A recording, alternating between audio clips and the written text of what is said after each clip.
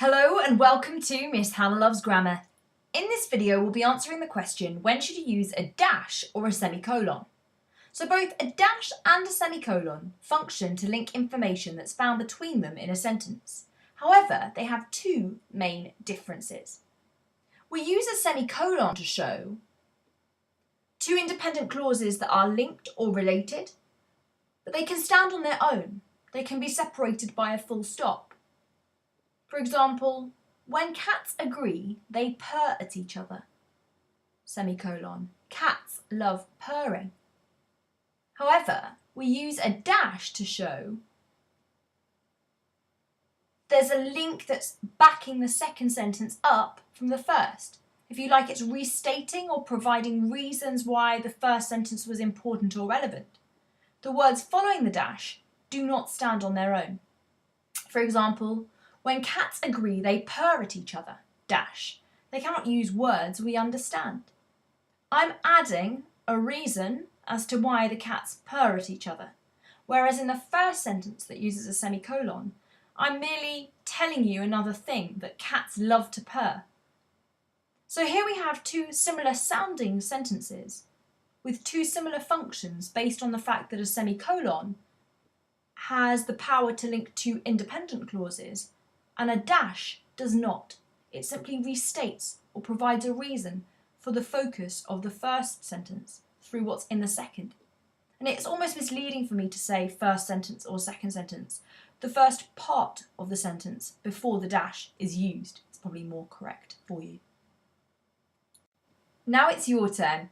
For each of the three sentences, consider if they're best suited to have a dash or a semicolon where there is a gap in the sentence. Hit pause if you need thinking time. So, how did you get on? My uncle had hairy feet. He loved to comb them. Now, when I look at each part of this elaborate sentence, the first part makes sense on its own, and so does the second part. But there's the linking of the ideas from the first sentence with the second. And I'm getting more detail on the subject of the hairy feet, but it's independent. And for that reason, it makes most sense for there to be a semicolon, because I'm looking at two independent clauses. Now, let's look at example number 2. My sister has a broken leg. She fell down the stairs. Now, you could say these are also two independent clauses. However, the difference this time is that I've got a linking idea of that broken leg and why it happened. I'm giving you in the second part of that sentence the reason why. And so a dash could be a great investment in this part of the sentence. And finally, Theodore enjoys school. Learning is his future. So the linking of the idea of Theodore enjoying school with the idea that learning is his future is providing that link for us and part of an explanation. Hence why a dash could be an appropriate use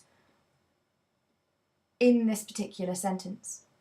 There's no denying that whether you were to use a semicolon or a dash, your main job is to consider what is most appropriate. Now, if you are considering ideas that have independent functions and they make sense on their own, a semicolon is often the best way to go.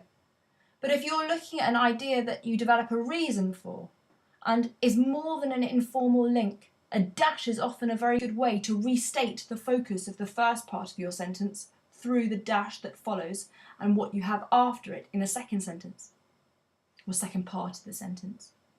The power of using either the semicolon or the dash is that you're demonstrating a wide range of punctuation, and if you can use it with control and clarity, anyone reading your work will be wowed by the content and the ideas that you're stating. That's why we need to know the difference. Best of luck, grammarians. Why not subscribe to Miss Hannah Loves Grammar for all things English, literary and grammatical?